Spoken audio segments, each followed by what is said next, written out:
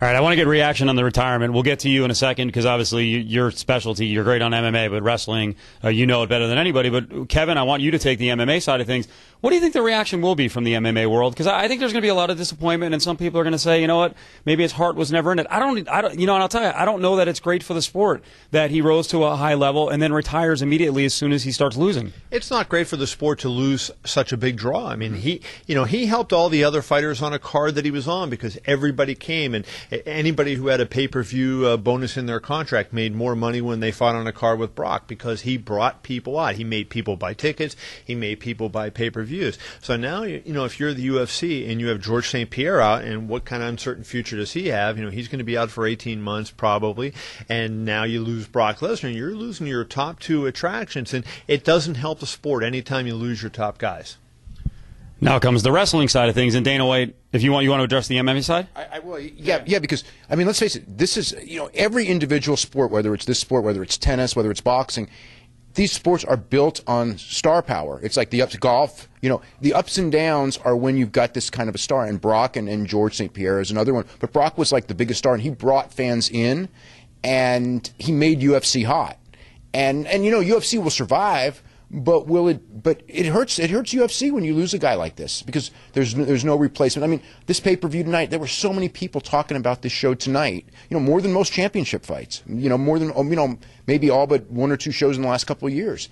And you take Brock out of it. I mean, they still got a great heavyweight division, the best they've ever had, but that marquee guy isn't there. So anyway, as far as the MMA side, there's that. Pro wrestling is a very interesting thing because he's still under contract to UFC. Now, what does that mean? And I'll tell you, Brock has an interesting thing with contracts. When you go back, Brock Lesnar, when he left WWE in 2004, he negotiated this crazy settlement. Okay, Vince McMahon did not want him to go because he had made him a star, and I don't think that they were aware of MMA. But remember, in 2004, MMA was not a big deal. MMA didn't really hit till 2005, 2006. But they still, Vince signed him to a thing where it's like, okay, your dream is to play football, which is what Brock told him. Really, Brock just wanted out. And football was the only thing he'd come up with because there was no money in MMA at the time, which he was more suited for. So he tried football, which was a sport he hadn't played since his junior year of high school. And athletically, he was an NFL caliber athlete, but he didn't know how to play football. So he didn't, and he did, he made the final cut. They wanted him to go to European League. He didn't want to do that. He wasn't really wanting to be a football player. He was just trying to find a way out of wrestling. So he got, when he negotiated his release, he had a 7-year contract with Vince. So when he negotiated his release, he signed a deal where I cannot appear in, it was a ridiculous release. I can't appear in any sport. I can't appear in any entertainment, nothing but the NFL.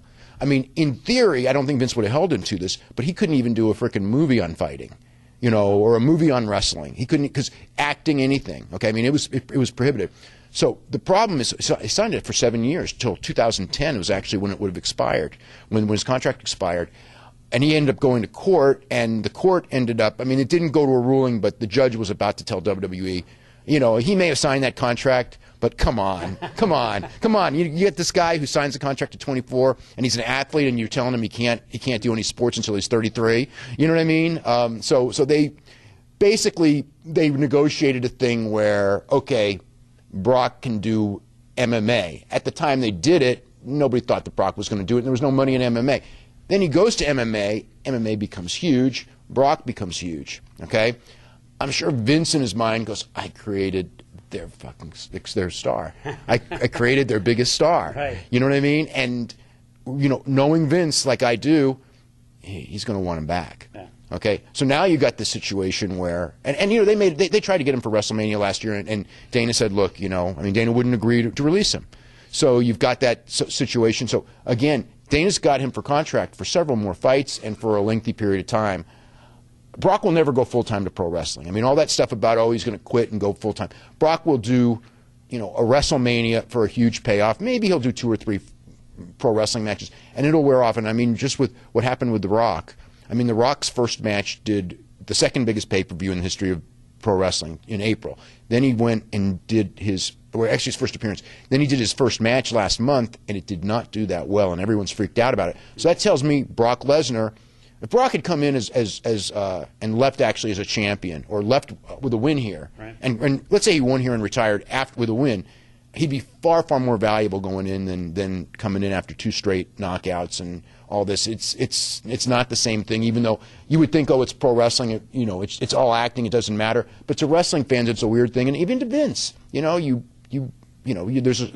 a part of a star aura. It's not quite as big as it would have been. So it's a real interesting thing of eventually he's going to do a WrestleMania. I'm sure of that. Whether whether it's going to be, when it's going to be, who knows, because that's going to be negotiations between Dana and Vince. Well, Dave, let's clarify one thing. Dana said, we will do the right thing. And I think what he meant by that, it's code word for, hey, I'm going to talk to Brock. If Brock is not going to fight again, and I'm sure Brock's not going to fight again, yes, you can wrestle. He's not going to put him in a situation where he's going to lock him up and make him sit at home and do nothing. So I think if Brock is really serious about this, which I think we both believe that he is, and his fighting career is over, then I think he will in fact show up, on a semi-regular basis in WWE.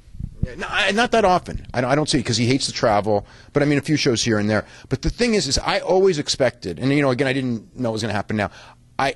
Knowing Brock, and I don't know him well, but I know people who know him well, and Brock was not a guy who was going to stick around this sport as a mediocre fighter. He was either going to be a main eventer and a big money fighter, and when the time came where he had his athletic downslide, he was going to get out. He wasn't going to be Chuck Liddell or Vanderlei Silva or one of these guys who, because they love fighting so much, they're going to keep fighting and you know what I mean, till the end. I mean, Brock was going to be the guy who, when he saw his speed was a little down, when his strength was a little down, when he's not Superman anymore in his own mind, Brock wasn't going to stay in this. And it's not a matter of not loving it. It's a matter of he's made his money, and he wants to have same reason he left pro wrestling. There was tons of money for him in pro wrestling, but he knew he was beating his body up. I remember he told me once that the day he walked in the locker room one day, and this is like 2003, 2004, and he looked and he saw a bunch of wrestlers who were like 40 years old, and their knees are hurting and they're crippled, and Brock was on, painkillers and the whole bit, trying to get through the schedule, and he just goes, it was like,